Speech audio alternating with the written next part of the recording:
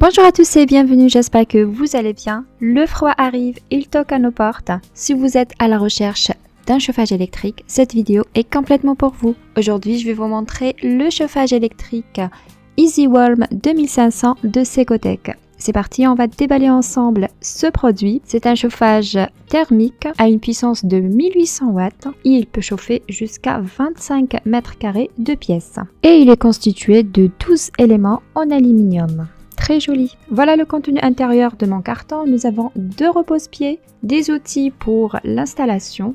Il est possible de le placer sur les pieds ou bien sur un mur. On a une télécommande et un manuel d'instruction et un câble d'alimentation de 1 mètre environ de fil. Voilà son design. Comme vous voyez, il est ultra fin. Il a une épaisseur de 5 cm environ. Un panneau de contrôle sur le côté droite avec un écran numérique. Voilà comment se présente. Juste en bas, nous avons l'interrupteur on et off. Et voici la phase derrière. Ici, pour le placer sur le mur. Et nous allons le poser directement sur ses pieds. Comme ça, on peut le transporter là où on veut. C'est très souple, il est très léger, pas très lourd à le transporter d'une pièce à une autre. Voilà, il faut le placer de cette manière les pieds et on va utiliser 4 vis et un tournevis bien sûr. Une fois les pieds sont bien fixés, on pose notre chauffage sur la terre et on place l'interrupteur. Juste à côté du bouton de connexion, vous trouvez un capteur de température pour détecter la température de la pièce. Une fois allumé, le chauffage indique la température actuelle. Comme vous voyez, nous avons une télécommande pour le contrôler à distance. Juste ici, sur le bouton on et off, le chauffage a 3 modes. Mode jour, c'est-à-dire la température peut être variée de 5 à 35 degrés. Mode nuit. La température est réglable entre 5 et 25 degrés et on a aussi le mode anti-givre entre 5 et 15 degrés. Et pour choisir les modes, il faut cliquer sur le bouton Prog et après juste sur la droite au fond, vous voyez sur l'écran le mode que vous avez sélectionné.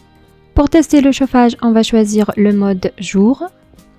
Juste sur la gauche, c'est l'indicateur de puissance. Ici, c'est la température actuelle et après, vous pouvez régler la température avec les flèches haut et bas. La température maximale est de 35 et minimale est de 25.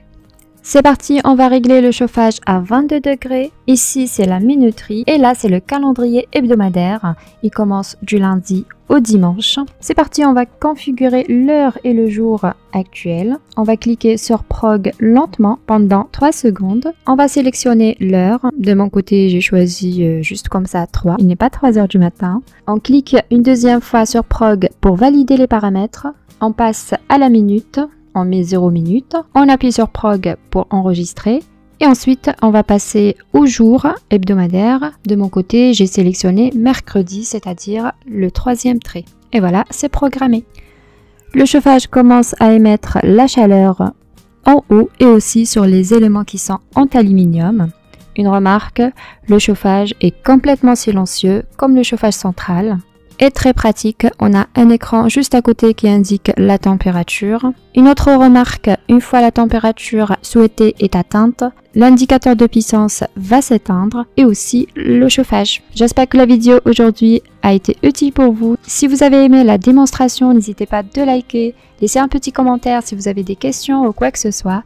Si ce produit vous intéresse, je vous laisserai juste le lien dans la description et aussi un code promo avec une petite réduction grâce à Ideal Tuto. Et je vous dis à bientôt pour une nouvelle mise en ligne. Et si vous n'êtes pas encore abonné à la chaîne, abonnez-vous et activez la petite cloche pour recevoir toutes les notifs à chaque fois que je poste une nouvelle vidéo. Ciao ciao!